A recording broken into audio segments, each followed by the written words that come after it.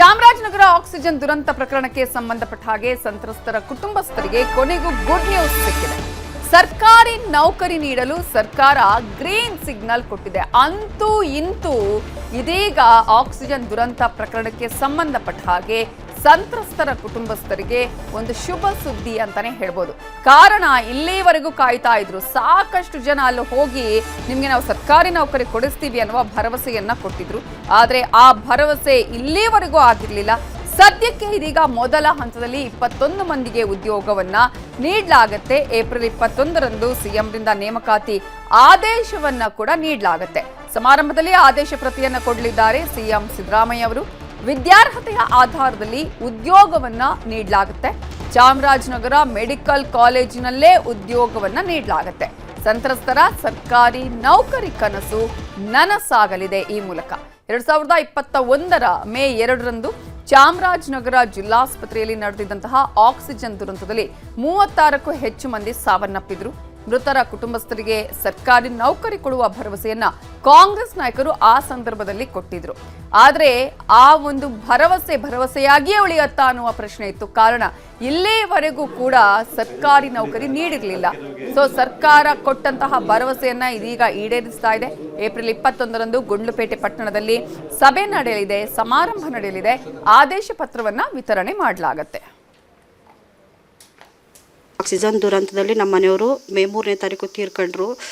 ಆವತ್ತಿಂದ ಇವತ್ತುವರೆಗೆ ನಾವು ತುಂಬ ಕಷ್ಟಪಟ್ವಿ. ಜೀವನ ಮಾಡೋದೇ ತುಂಬ ಕಷ್ಟ ಆಯಿತು. ಅಂತ್ಯದಲ್ಲಿ ಮಕ್ಕಳು ಓದಿಸ್ಕೊಂಡು ಹೆಂಗಪ್ಪ ಅನ್ನೋಕ್ಕಾಗ್ಬಿಟ್ಟಿತ್ತು. ಆಮೇಲೆ ಭರತ್ ಜೋಡ ಯಾತ್ರೆಯಲ್ಲಿ ಕಾಂಗ್ರೆಸ್ ಅವರೇ ದುಡಿತಾ ಇದ್ರು ಸರ್. ಅವರೇ ದುಡಿದು ನಮ್ಮನ್ನೆಲ್ಲೂ ಕಳಿಸ್ತವ್ರಲ್ಲ, ಎಲ್ಲನೂ ಅವರೇ ಮಾಡ್ಕೊಂಡು ಹೋಗ್ತಾಯಿದ್ರು. ಸಡನ್ನಾಗಿ ಈ ಥರ ಆಗ್ಬಿಟ್ಟು ನಮ್ಮ ಸಂಸಾರ ಏನೋ ಒಂಥರ ಭಾಳ ಕಷ್ಟಕ್ಕೆ ಸಿಲುಕ್ಬಿಟ್ಟಿತ್ತು ಸರ್.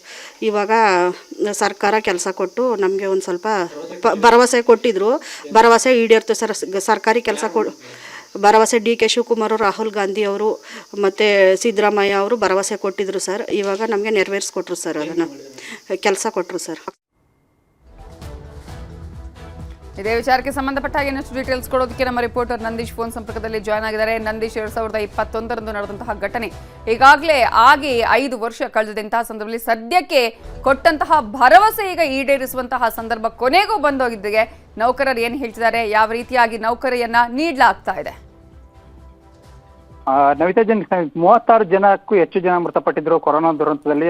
ಏನು ಆಕ್ಸಿಜನ್ ಕೊರತೆಯಾಗಿ ಆ ಸಂದರ್ಭದಲ್ಲಿ ಡಿ.ಕೆ. ಶಿವಕುಮಾರ್ ಅವರು ಕೆಪಿಸಿಸಿ ಬಂದು ತಲಾ 1 ಲಕ್ಷ ರೂಪಾಯಿಗಳನ್ನ ಸಂತ್ರಸ್ತ ಕುಟುಂಬಗಳಿಗೆ ಕೊಟ್ಟು ಎಲ್ಲ 36 ಕುಟುಂಬಗಳಿಗೂ ಒಂದೊಂದು ಸರ್ಕಾರಿ ಕೊಡ್ತೀವಿ, ನಮ್ಮ ಸರ್ಕಾರ ಅಧಿಕಾರಕ್ಕೆ ಬಂದ್ರಿ ಅಂತೇಳಿ ಒಂದು ಭರವಸೆ ಕೊಟ್ಟಿದ್ರು. ಅದಾದ ನಂತರ ಸಿದ್ದರಾಮಯ್ಯ ಅವರು ಸಹ ಅದೇ ಒಂದು ಭರವಸೆಯನ್ನು ಕೊಟ್ಟಿದ್ರು ಚುನಾವಣಾ ಸಂದರ್ಭದಲ್ಲಿ. ಅದಾದ ನಂತರ ಒಂದು ಭಾರತ್ ಜೋಡೋ ಯಾತ್ರೆ ನಡೀತು. ಅದು ಗುಂಡ್ಲುಪೇಟೆ ಮಾರ್ಗವಾಗಿ, ಕೇರಳದಿಂದ ಬಂದಂತಹ ಗುಂಡ್ಲುಪೇಟೆ ಮಾರ್ಗವಾಗಿ ಬಂತು. ಆ ಸಂದರ್ಭದಲ್ಲೂ ಸಹ ಸಂತ್ರಸ್ತನ ಕರೆಸಿ ಸ್ವತಃ ರಾಹುಲ್ ಗಾಂಧಿ ಅವರು ಅವ್ರ ಜೊತೆ ಸಂತ್ರಸ್ತ ಒಂದು ಸಂವಾದ ಮಾಡಿ ಅವರ ಸಂಕಷ್ಟವನ್ನು ಆಲಿಸಿ, ನಿಮ್ಗೆ ಖಂಡಿತವಾಗಿಯೂ ನಮ್ಮ ಸರ್ಕಾರ ಬಂದ್ರೆ ನಿಮಗೆ ತಲಾ ಒಂದು ಸರ್ಕಾರಿ ಉದ್ಯೋಗವನ್ನು ಕೊಡ್ತೀವಿ ಒಂದು ಕುಟುಂಬಕ್ಕೆ ಅಂತೇಳಿ ಒಂದು ಭರವಸೆಯನ್ನು ಕೊಟ್ಟಿದ್ರು. ಈ ನಿಜಕ್ಕೂ ಈಗ ಆ ಭರವಸೆ ಈಡೇರಿದೆ. ಈ 36 ಜನ ಪೈಕಿ ತಾಂತ್ರಿಕ ಕಾರಣಗಳಿಂದ ಕೆಲವರಿಗೆ ಕೊಟ್ಟುಕೊಂಡಿದೆ. ಮೊದಲನೇ ಹಂತದಲ್ಲಿ 21 ಜನಕ್ಕೆ ಒಂದು ಸರ್ಕಾರಿ ನೌಕರನ್ನು ಕೊಡಲಾಗಿದೆ. ಕೆಲವರಿಗೆ ಅವರ ವಿದ್ಯಾರ್ಹತೆಗೆ ಅನುಗುಣ ಡಿ ಗ್ರೂಪ್ ನೌಕರಿ ಇರ್ಬೋದು, ದ್ವಿತೀಯ ದರ್ಜೆ ಅಥವಾ ಪ್ರಥಮ ದರ್ಜೆ ಗುಮಾಸ ಹುದ್ದೆ ಇರ್ಬೋದು. ಈ ತರದ ಹುದ್ದೆಗಳನ್ನ 21 ಜನಕ್ಕೆ ಒಂದು ಕೊಡೋದಕ್ಕೆ ತೀರ್ಮಾನ ಮಾಡಿದೆ. ಕಳೆದ ಸೆಪ್ಟೆಂಬರ್ನಲ್ಲಿ ಒಂದು ಸಚಿವ ಸಂಪುಟದಲ್ಲಿ ಒಂದು ತೀರ್ಮಾನ ಆಗಿತ್ತು. ಈಗ ಅಂತಿಮವಾಗಿ ಎಲ್ರಿಗೂ ನೇಮಕಾತಿ ಪತ್ರ ಸಿದ್ಧ ಆಗಿದ್ದು, ಏನು ಮಂಗಳವಾರ ಗುಂಡ್ಲುಪೇಟೆ ತಾಲೂಕಿಗೆ ಸಿದ್ದರಾಮಯ್ಯ ಅವರು ಬರ್ತಾ ಇದ್ದಾರೆ ಮತ್ತು ಉಪಮುಖ್ಯಮಂತ್ರಿ ಡಿ.ಕೆ. ಶಿವಕುಮಾರ್ ಬರ್ತಿದ್ದಾರೆ. ಆ ಒಂದು ಸಮಾರಂಭ ಒಂದು ಸಮಾರಂಭ ಇದೆ, ಅಲ್ಲಿ ಒಂದು ಕೆರೆಯನ್ನು ತುಂಬಿಸುವಂತಹ ಒಂದು ಯೋಜನೆಗೆ ಶಂಕುಸ್ಥಾಪನೆ ನೆರವೇರಿಸ್ತಾರೆ. ಆ ಒಂದು ಸಮಾರಂಭದಲ್ಲಿ ಈ 21 ಜನಕ್ಕೂ ಒಂದು ನೇಮಕಾತಿ ಪತ್ರವನ್ನು ಕೊಡೋದಕ್ಕೆ ಎಲ್ಲ ಸಿದ್ಧತೆಗಳನ್ನು ಮಾಡ್ಕೊಳ್ಳಲಾಗಿದೆ. ಈಗ ಸಂತ್ರಸ್ತರ ಕುಟುಂಬದಲ್ಲಿ ಸ್ವಲ್ಪ ಸಮಾಧಾನ ತಂದು ಹೇಳೋದು. ಯಾಕಂದ್ರೆ ಅವರ ಕಣ್ಣೀರನ್ನ ಯಾರು ಓರ್ಸಕ್ಕಾಗೋದಿಲ್ಲ, ಅವರ ನಷ್ಟವನ್ನು ಯಾರು ತುಂಬಿಕೊಡಕ್ಕಾಗಲ್ಲ. ಎಲ್ಲೋ ಒಂದ್ ಕಡೆ ಯಾಕಂದ್ರೆ ಅವ್ರಿಗೆ ಬಹಳ ಜಿಗುಪ್ಸೆ ಆಗ್ಬಿಟ್ಟು ಜೀವನ ನಡೆಸೋದೇ ಕಷ್ಟ ಆಗಿತ್ತು.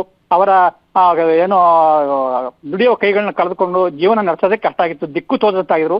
ಈ ಸಂದರ್ಭದಲ್ಲಿ ಎಲ್ಲೋ ಒಂದು ಆಶಾಕಿರಣ ಮೂಡಿದೆ. ಒಂದು ಸರ್ಕಾರಿ ನೌಕರಿ ಅಂತ ಒಂದು ಸಿಕ್ಕಿದೆ. ಹಾಗಾಗಿ ಅವ್ರ ತಮ್ಮದಲ್ಲಿ ಅವರ ಮುಖದಲ್ಲಿ ಒಂದು ಸ್ವಲ್ಪ ಸಮಾಧಾನವನ್ನು ಕಾಣಬಹುದಾಗಿದೆ. ನವಿತಾ ಜೈನ್. Thank you Nandish ಡೀಟೇಲ್ಸ್ಗೆ.